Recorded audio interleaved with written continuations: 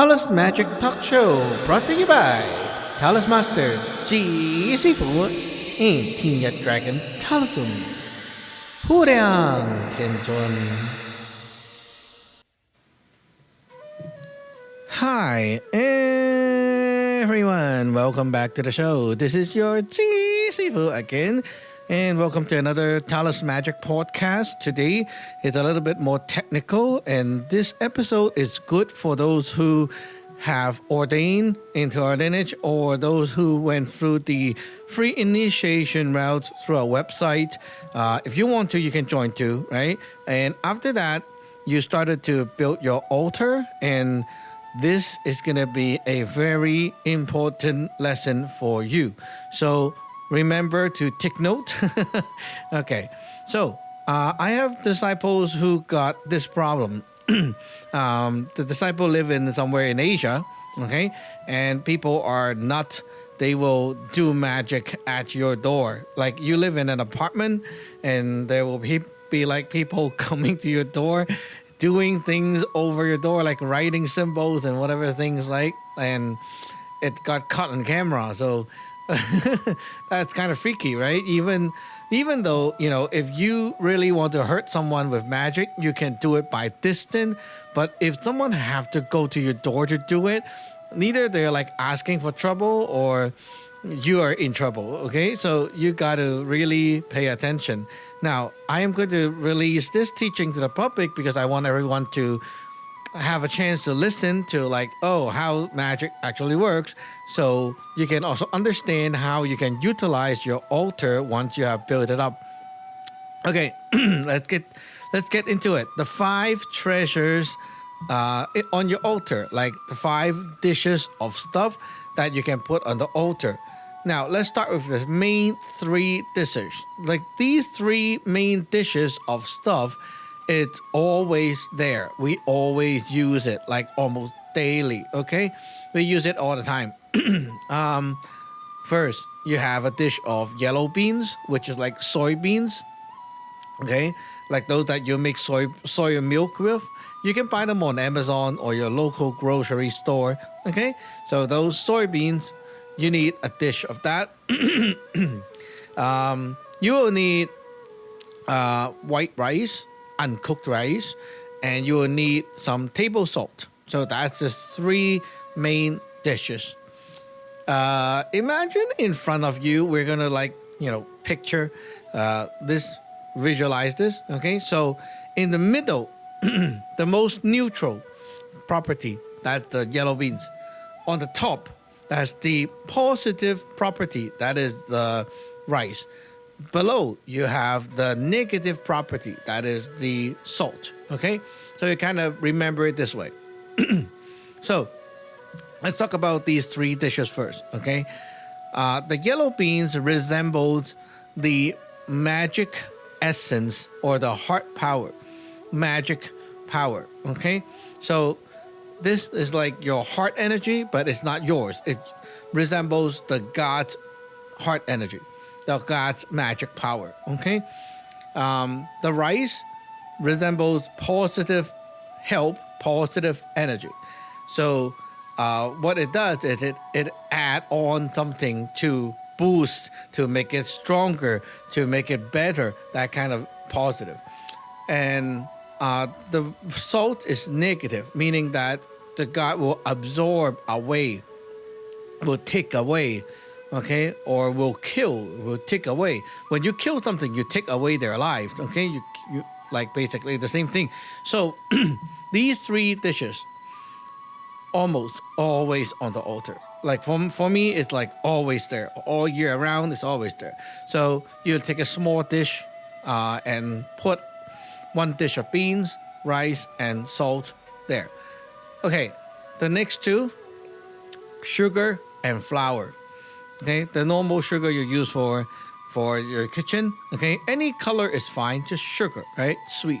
And the other one is flour. Flour, the one that you use for making bread. Okay, so these 2 are very important stuff. Sugar helps to make blood pumps. right? You eat more sugar, your blood pump faster. It's a metaphor, right? It's used for telling your God to help to boost something or make something happen faster, to speed up. Okay, like you're telling the God something, right?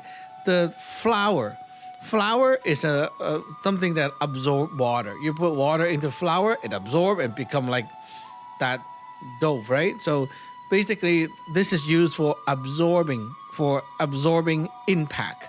So flour is very important. It's like a sponge, absorb things. So it's not the physical thing that has any special magic power.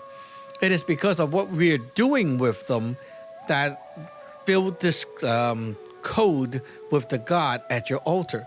So you're establishing an agreement with the God and say, if, let's say, okay, for example, okay, if I throw or use the flour on something, it means that I want you to go there and then absorb the impact there for me.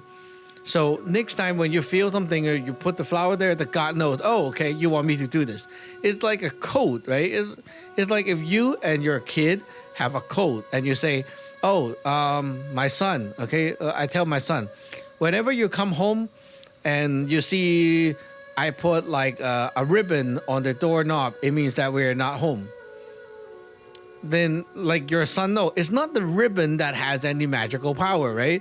It's not because you put the ribbon that you're not home. It's because you're not home, you put the ribbon there, your son will know it because of the agreement. Same thing with these like dishes of stuff. These are used to communicate with your God. And this is a language, a code that we use in our lineage. So what do you do with these things? You prepare the dishes, right? And then you burn incense to let your God know that these are what we call the food sacrifice. Right? These are the dishes that we are putting here for magical purpose. You burn incense, 3 incense onto your top deck, right? So you let your Josie know, your God. And then you take the dishes, every one of them, circle over the incense clockwise 3 times to connect to the incense, to connect to the God. Okay? Circle clockwise 3 times. And then you circle counterclockwise 3 times to take the power. Okay? To take the power out. Okay. Now this dish is connected and it has the power. You put it on the altar and then just use it up and then refill, use up and refill, like that. You can like use up a bit and top up more and then keep empowering it. It can be like that too. But usually every 2 weeks we change a whole new dish and then you reconnect. Okay? So you put these on the altar and they're not like, oh, I put it there for like 7 days. It's stronger than the first day. It's not like that. Okay? These are like communicating tools with your altar, with your power at the altar, with the God at the altar. So even it's on the first day or on the 10th day, it's going to work the same. The power is depending on how strong your God is. So how much have you been cultivating your altar, your God, and how much have you been doing at the altar? That's what determines how strong the magic is, okay? So it's not like you put there for like a whole year, then that must be stronger. It's not like that. So what do you do if you have this situation where like someone did something at your door, okay? What can you do? Okay. So if you live in an apartment, let's say here in Canada, you cannot be throwing things outside. It's like you're throwing garbage, right? People don't like you doing that, okay? So what you're going to do, if you see that kind of situation, you're going to take some flour, right? Put it into a small like paper dish or something, okay? Put some flour, put a bit of the yellow beans, right, and put some salt, and use that little dish, circle over your incense to tell your Josie, tell your God, someone did this at my door, please go and deal with it, right, bust the magic. Now you put this dish of things beside your entrance, the door entrance. You can be like inside, not outside, okay? No one sees it from the outside. And after that is done, your God will know, okay, this is where I need to go to absorb the impact and do magic to bust that magic that people have been doing on the door. You put it there, okay, and then after the incense is done, the work should be done. You can use a divination tool such as the moon cup to check, to ask the God, is it done yet? If it's not done, leave it there until maybe the next morning and you ask again. When your God say it's done, then it's good. You can take it and then throw that stuff out. There you go. It's very simple, right? Just a way to connect with the God. Tell the God what you want. Okay, these dishes are very useful. Let me give you a few more examples of how to use the dishes. Every day, if you come home from work or whatever, like go outside interacting with people, things like that, right? You picked up energy from other places and other people, and that's going to affect you. So you want to cleanse your energy, right, from all the pollution outside. So you take a bowl of water, you burn incense, you tell your God what you want, right? So please help me to clean up the energy pollution from the outside. Then you have the incense up there in the incense pot burning, and you have a bowl of water. Then you take some salt, put it into the water, and then you circle 3 times clockwise, 3 times counterclockwise over the incense, and then take this to your bathroom. Pour this into a tub of hot, warm water, and then go inside and soak for 15 minutes.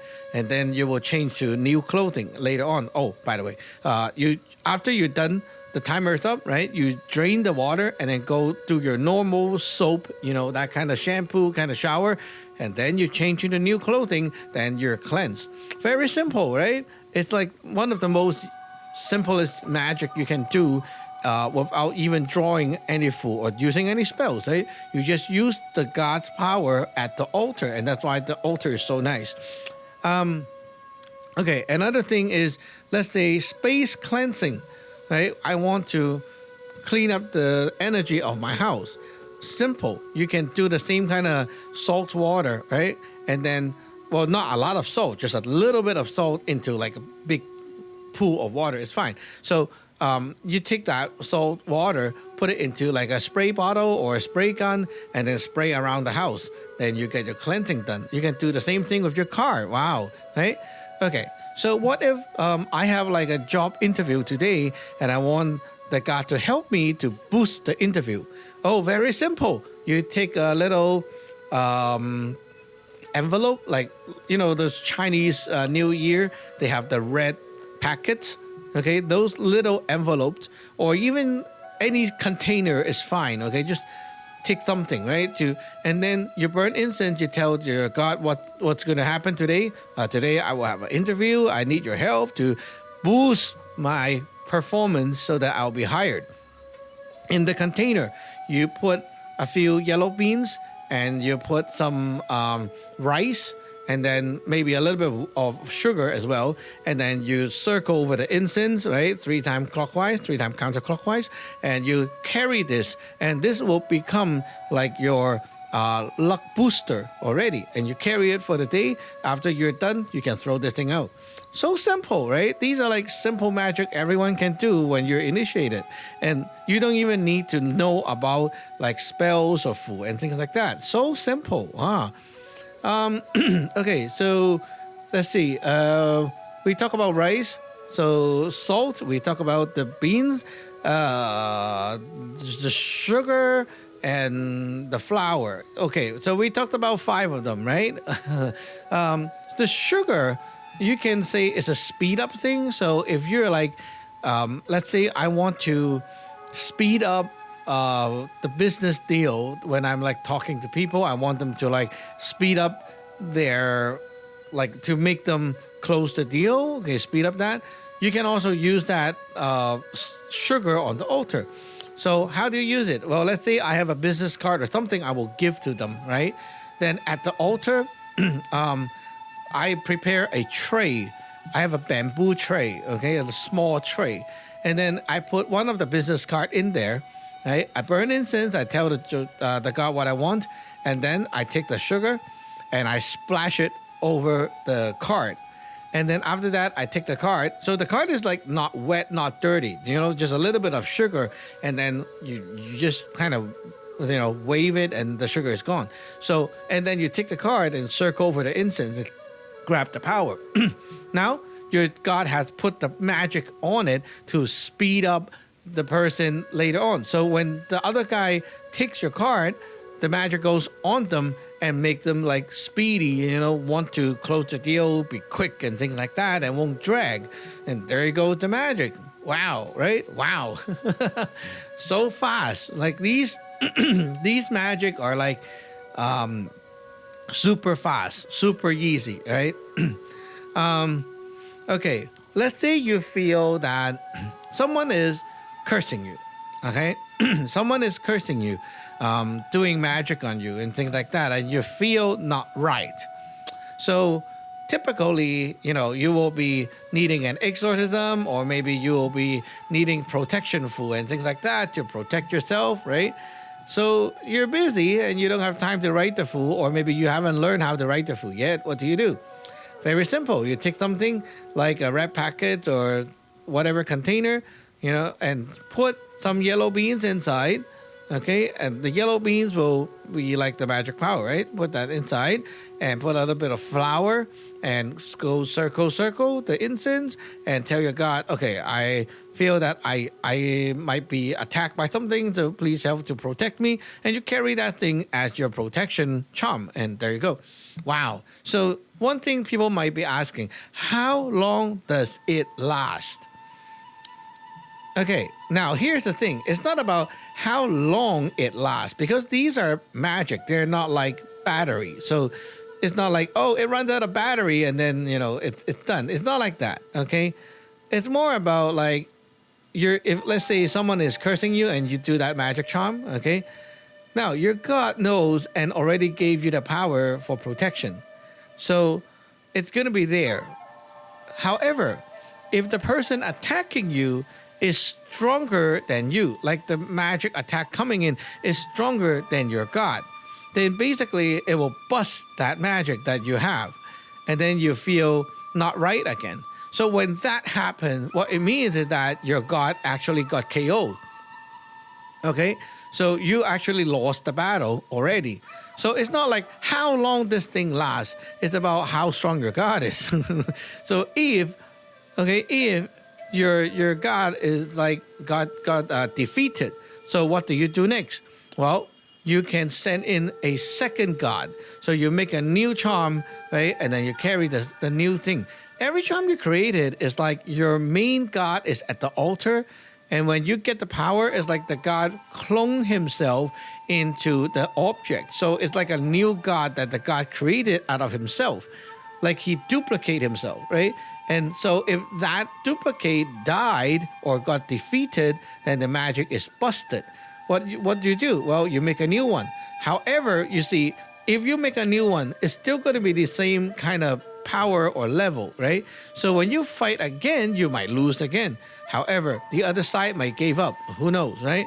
But in that case, okay, so if you did it and the first God died and magic busted, you put a second one up, okay, good. However, you have to be prepared that you might fail again too because your God is not strong enough. So what do? Then you must contact me to get extra help, right? So if you are like doing this magic and somehow you got busted so badly, then okay, I can do the second round, but during the meanwhile, I must find, a GC food for help, right? You need higher powers to help you. So anyway, for those of you who are interested in learning more about these things, feel free to go to our website, teenagedragon.com, and you can get initiated or ordained to start learning. We'll see you in the next episode. Bye-bye. Bye-bye.